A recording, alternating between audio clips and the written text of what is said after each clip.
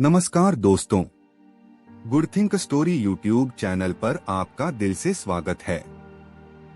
जिंदगी एक लंबा सफर है जिसमें पहाड़ों जैसी मुश्किलें और नदियों जैसी राहतें बारी बारी आती रहती हैं। सफलता इसी सफर का वो मुकाम है जिसे पाने की चाहत हर किसी के दिल में होती है। लेकिन सफलता का रास्ता आसान नहीं होता। इसके लिए कड़ी मेहनत, लगन और दृढ़ संकल्प की जरूरत होती है। एक बार की बात है, भगवान बुद्ध के पास एक जिज्ञासु व्यक्ति आया जिसका नाम मौलुंक पुत्र था। एक बड़ा ब्राह्मण विद्वान 500 शिष्यों के साथ बुद्ध के पास आया था।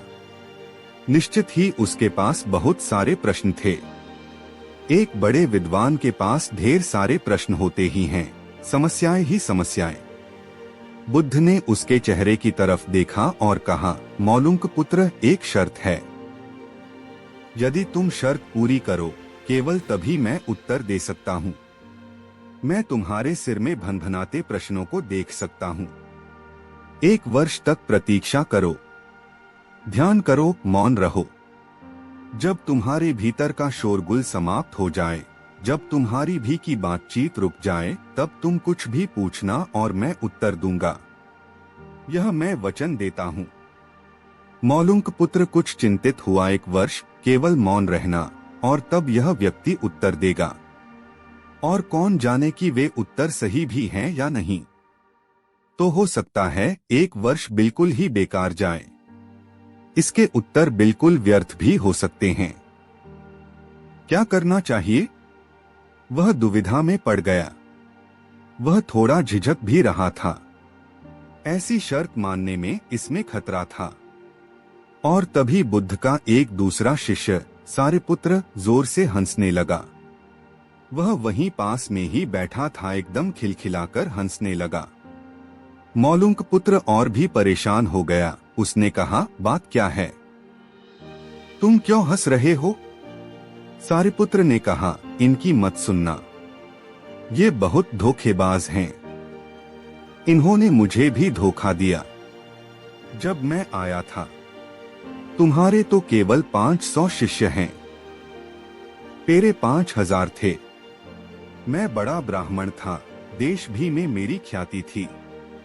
इन्होंने मुझे फुसला लिया। इन्होंने कहा, साल भर प्रतीक्षा करो, मौन रहो, ध्यान करो और फिर पूछना और मैं उत्तर दूंगा। और साल भर बाद कोई प्रश्न ही नहीं बचा। तो मैंने कभी कुछ पूछा ही नहीं और इन्होंने कोई उत्तर दिया ही नहीं। यदि तुम पूछना चाहते हो तो अभी पूछ लो। मैं इसी चक्कर में पड़ गया। मुझे इसी तरह इन्होंने धोखा दिया। बुद्ध ने कहा, मैं अपने वचन पर पक्का रहूंगा। यदि तुम पूछते हो तो मैं उत्तर दूंगा। यदि तुम पूछो ही नहीं तो मैं क्या कर सकता हूँ? 1 वर्ष बीता। मौलुंक पुत्र ध्यान में उतर गया और मौन होता गया। भीतर की बातचीत समाप्त हो गई। भीतर का कोलाहल रुक गया। वह बिल्कुल भूल गया कि कब 1 वर्ष बीत गया।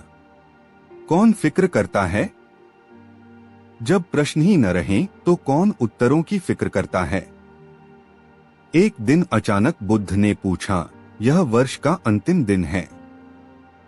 इसी दिन तुम 1 वर्ष पहले यहाँ आए थे और मैंने तुम्हें वचन दिया था कि 1 वर्ष बाद तुम जो पूछोगे मैं उत्तर दूंगा। मैं उत्तर देने को तैयार हूँ। अब तुम प्रश्न पूछो। मौलुंक पुत्र हंसने लगा और उसने कहा, आपने मुझे भी धोखा दिया। वह सारिपुत्र ठीक कहता था। अब कोई प्रश्न ही पूछने के लिए नहीं रहा। तो मैं क्या पूछूं? मेरे पास पूछने के लिए कुछ भी नहीं है। असल में यदि तुम सत्य नहीं हो तो समस्याएं होती हैं और प्रश्न होते हैं। वे तुम्हारे झूठ से पैदा होते हैं, तुम्हारे स्वप्न, तुम्हारी नींद से वे पैदा होते हैं। जब तुम सत्य, प्रामाणिक, मौन, समग्र होता हो, वे तिरोहित हो जाते हैं। मेरी समझ ऐसी है कि मन की एक अवस्था है जहाँ केवल प्रश्न होते हैं और मन की एक अवस्था है जहाँ केवल उत्तर होते हैं। और वे कभी साथ साथ नहीं होते। यदि तुम अभी भी पूछ रहे हो तो तुम उत्तर नहीं ग्रहण कर सकते। मैं उत्तर दे सकता हूँ लेकिन तुम उसे ले नहीं सकते। यदि तुम्हारे भीतर प्रश्न उठने बंद हो गए हैं तो मुझे उत्तर देने की कोई जरूरत नहीं है, तुम्हें उत्तर मिल जाता है। किसी प्रश्न का उत्तर नहीं दिया जा सकता है। मन की एक ऐसी अवस्था उपलब्ध करनी होती है जहां कोई प्रश्न नहीं उठते। मन की प्रश्नरहित अवस्था ही एकमात्र उत्तर है।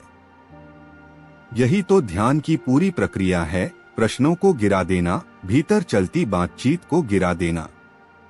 जब भीतर की बातचीत रुक जाती है तो ऐसा असीम मौन छा जाता है। उस मौन में हर चीज का उत्तर मिल जाता है। हर चीज सुलझ जाती है, शाब्दिक रूप से नहीं, अस्तित्वगत रूप में सुलझ जाती है। कहीं कोई समस्या नहीं रह जाती है।